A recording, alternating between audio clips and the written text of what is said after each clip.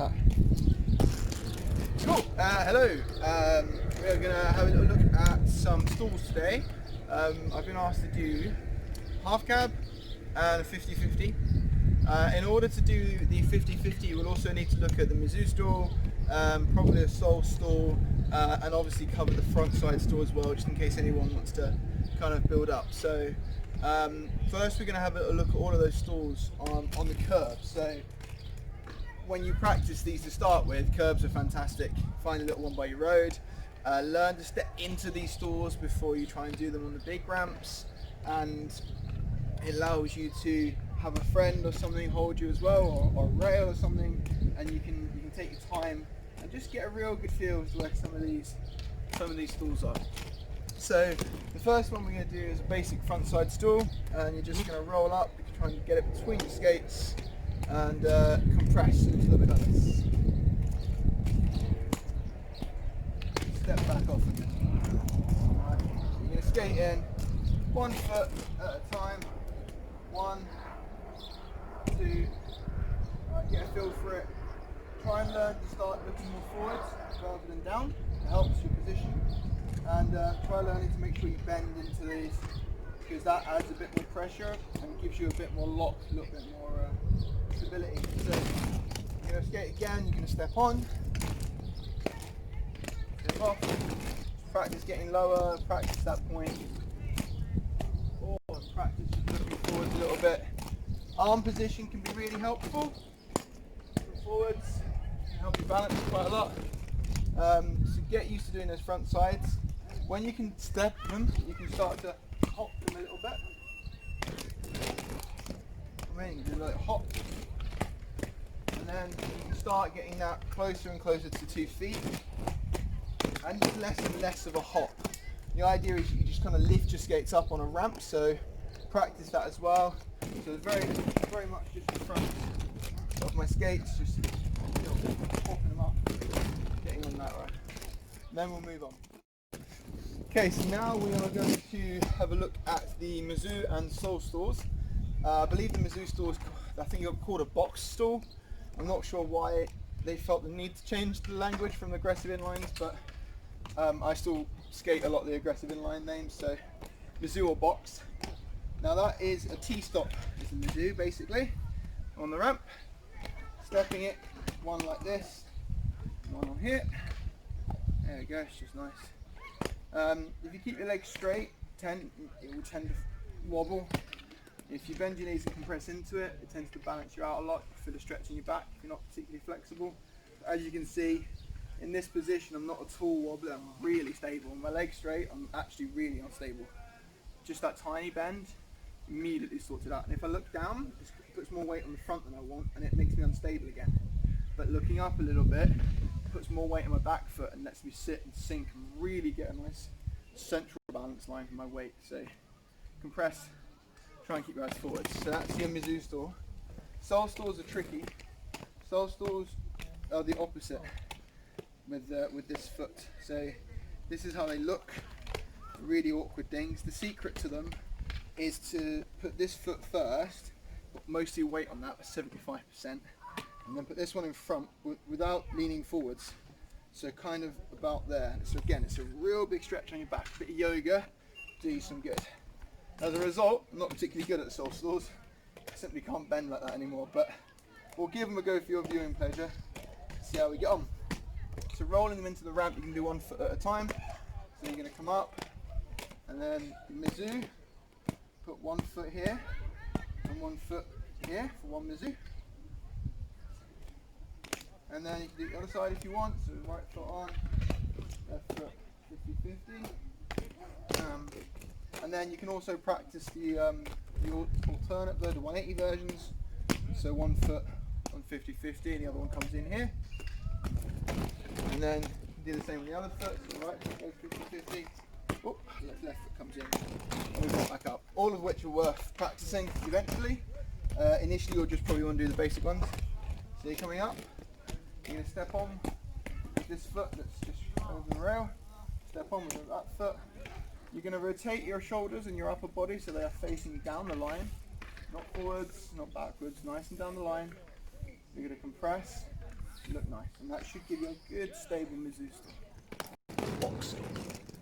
So rolling it in looks a bit more like this. Step, step, compress. And rolling it in a bit quicker, you can jump into it. So pop, pop. And roll it in, and you go. And then pull them out, and then eventually you'll get up to a nice little kind of pop up. Pop. We're still not really leaping. I'm still just mostly coming off the front of my skates. So mostly just that kind of action. Turning one foot sideways. And ideally the same thing happens on a ramp. Many people kind of leap back here or something, try and get up. If you're not making it comfortably to the coping, you're not ready for stalls yet really. When you can air out of the ramps, then you're probably ready for stalls. Airing has a similar amount of pump and power needed to kind of get up. So those are your stall, that's your mizou stall. This is your sole stall, like so. A real pain until you can stretch and kind of really compress this leg. So like so, stretch that across. Okay, so jumping those in, I would do swivel foot first, so swivel, click, bang, bang. Come in. And when you've got the feeling for that muscle memory, start to compress it, start to jump it, start to hold it.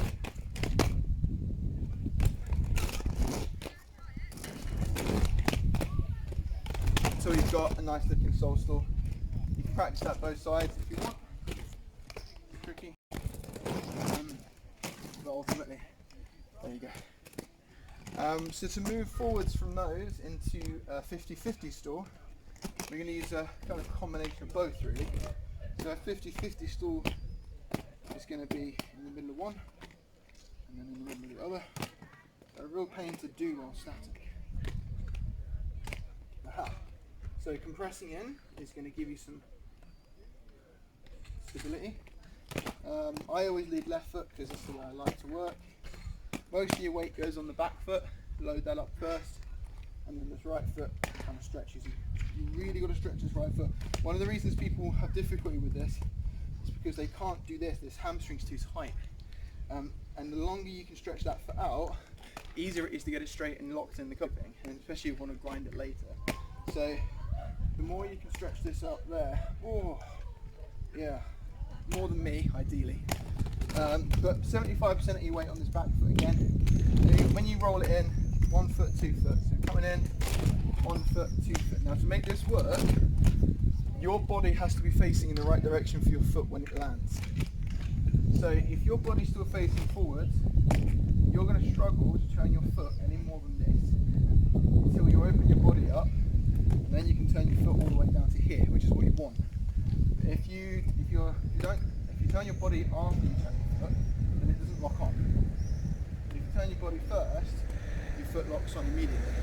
So you want to be turning your body down the line before you even begin to start getting into this stall, and that throws a lot of people off as well.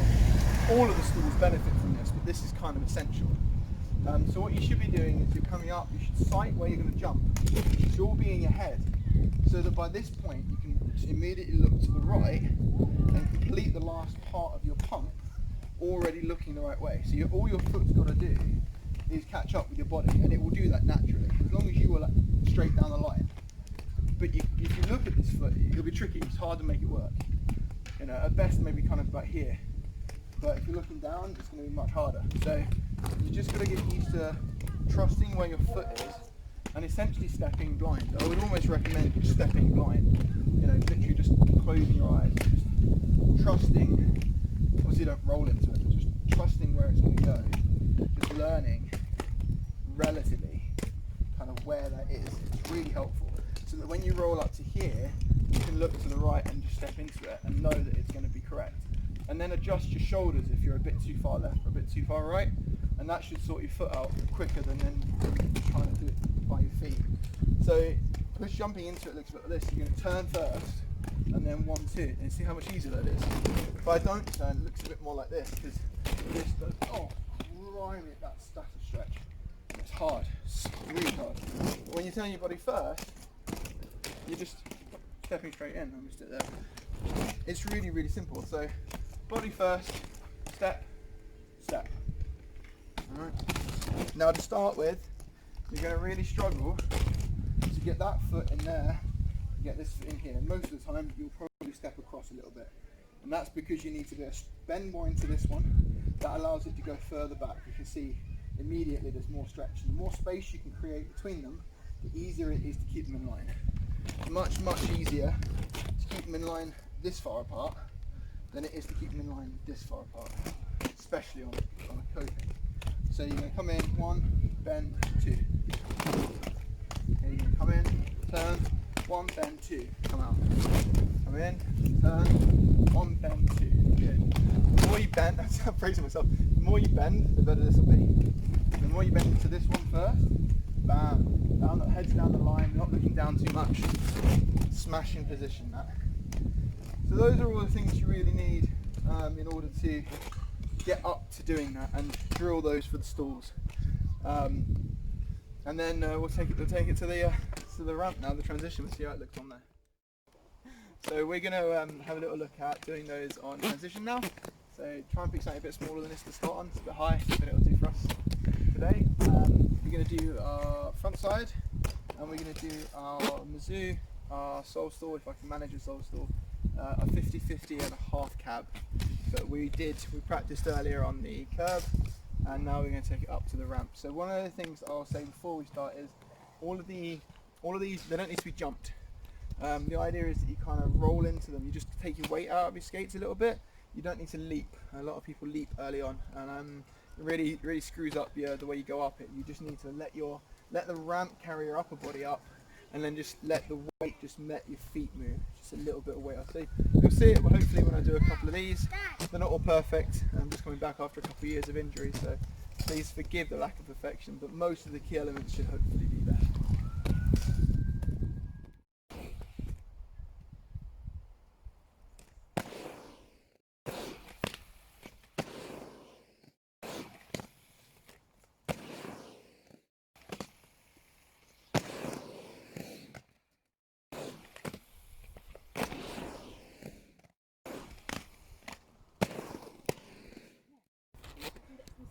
We're going to move on from sole stalls. I think you get the idea. If you manage to do it, send me a video. I cannot stretch at all. We're going to move on from sole stalls. I think you get the idea. If you manage to do it, send me a video. I cannot stretch at all. So we're going to go straight and have a look at the 50-50 instead, which I can just about stretch into.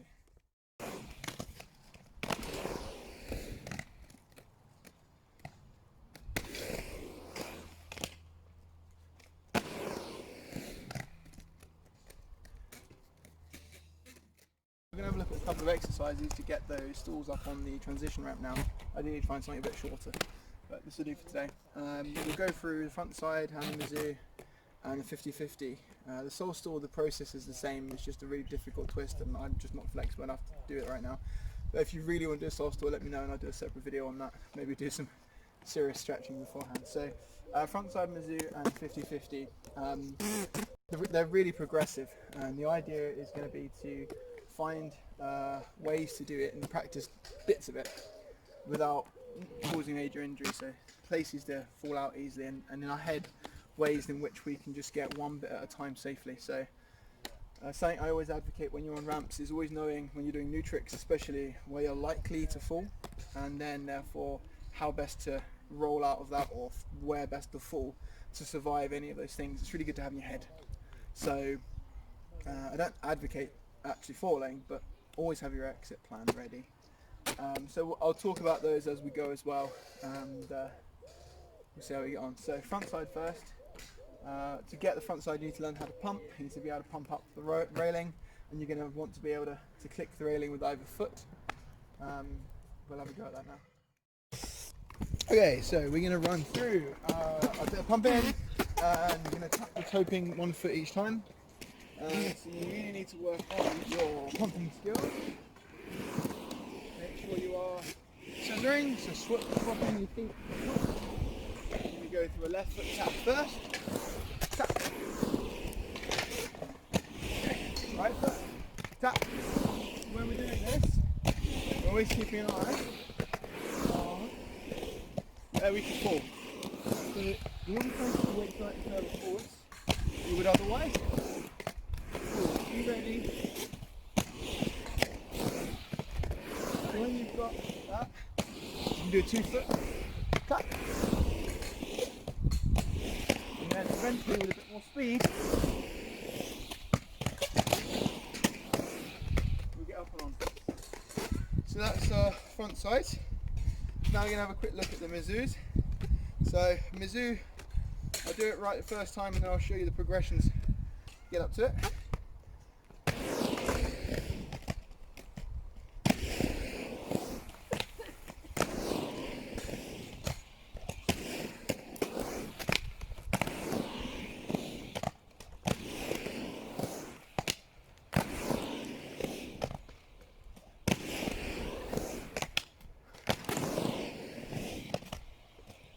We're going to go up, jump out, try and get one foot opening here. So fly out sideways and get used to getting this foot here. And eventually you can fly out sideways, get it on the coping, get a feel for that. You need to decide which side you do it best on. Whichever side you T-stop is probably going to be your best. So for me, it's going to be left foot coming up the ramp, and you're just going to turn it sideways, let it lock on. This one's going to come on top.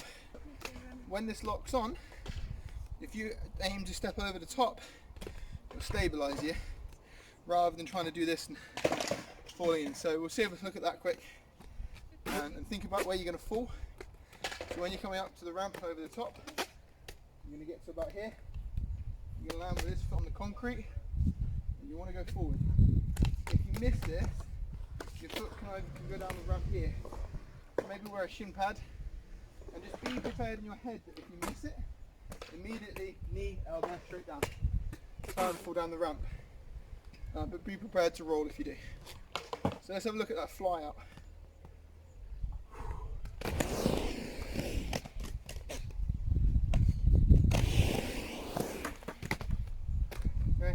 Going to try and let in, over-rotate that one, but it doesn't matter.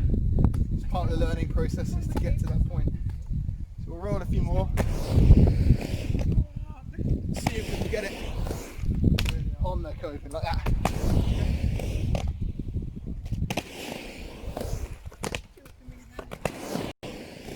Drilling this until you've got it. You can get right up on it. Then we need to practice getting that second foot up. Okay, so second foot should be natural from the front side. So to get that one working, just get used to just letting it roll over. You don't need to jump, you barely really need to lift it. Most of these lip tricks you can just roll onto with very little difficulty. So have a little look at it again. Watch it. Watch it as it just rolls on. Just easy. Right. There's no jump in this. It's just rolling it up, turning it, coming back in. Most of your weight is in this foot. This one is secondary.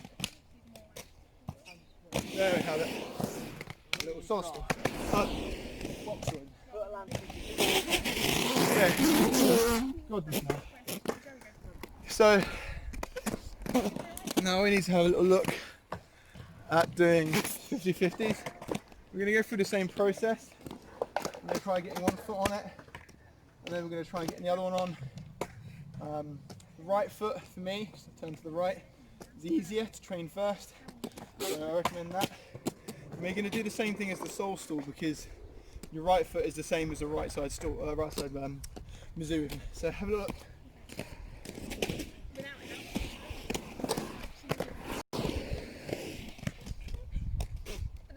So we're going to come in, we're looking to get this one on the right place this time. This foot, nice and stable. Aim to go further than you need. There's a lot of balance over here, not a lot this side, so get that foot in the right place. Oopsie. If you need to, you can start at the top and just get a feel for how this feels. Same for any of these stools. You know, I do recommend having a friend hold you so you don't fall in, and you can practice all of these on the coping then. But yeah, coming out, getting that right foot in the place, getting that left foot on the top. Now you can start working on getting that left foot closer to the coping. So we're going to run it 4 or 5 times. I'm going to try and get it closer to the coping as we go.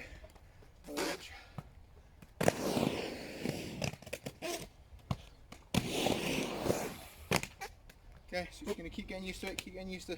This one needs to be stretched, so get used to stretching it, keeping this one bent behind.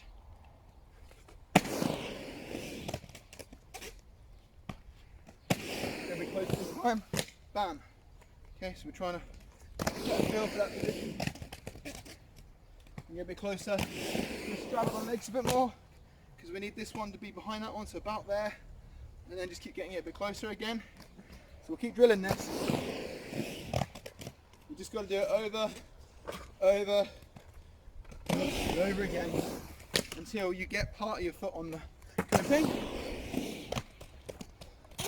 So now you can start looking at getting both feet on. So I've got a bit closer. One foot's up front, one foot is half on over here. So now we just need to work out how do we get both of these in front and balance. The answer to that is to sit on this back foot. This front one doesn't have a lot of weight in it. Realistically, it's a 1 foot 50-50 with a little bit of weight, maybe 20% of weight in the front foot, just to keep it down. You need that to lock it in anyway, but that's the scary part. So you come up the ramp, you look down your line like we talked about earlier, you flick into place, and pop your feet in. We'll give it a go and see if we can now get that little off foot to a straight foot with a bit of pressure in it, keeps it flat, keeps you pinned to the coping. See if we can manage it.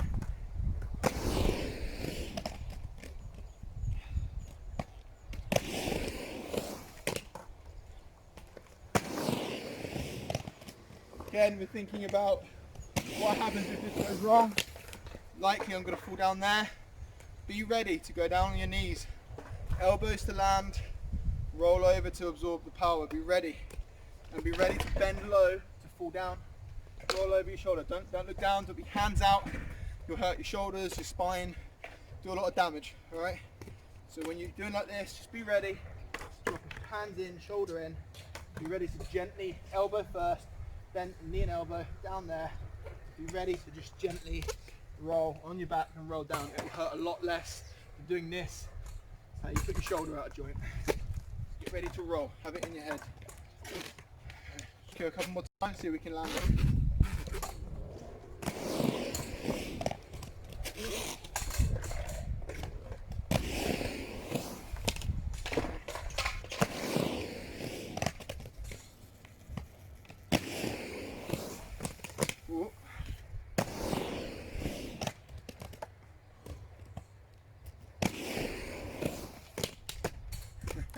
Over there.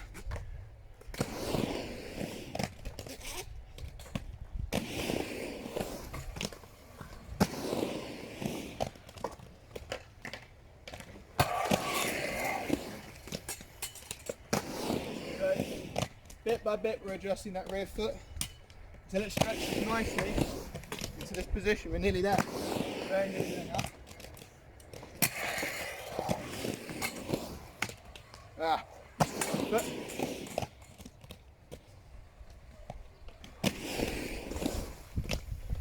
But over with the right foot this time. Wow, we've got some crazy stuff going on now.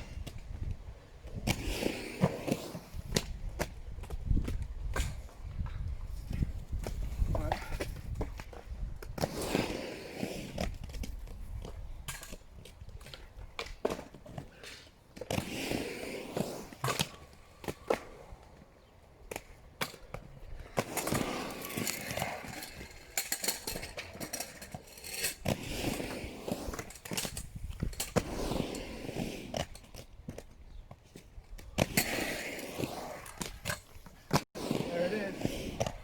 Rotating the hip a little bit more, get it in.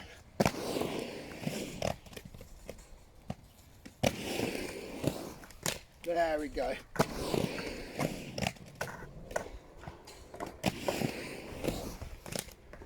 Whoa, nearly.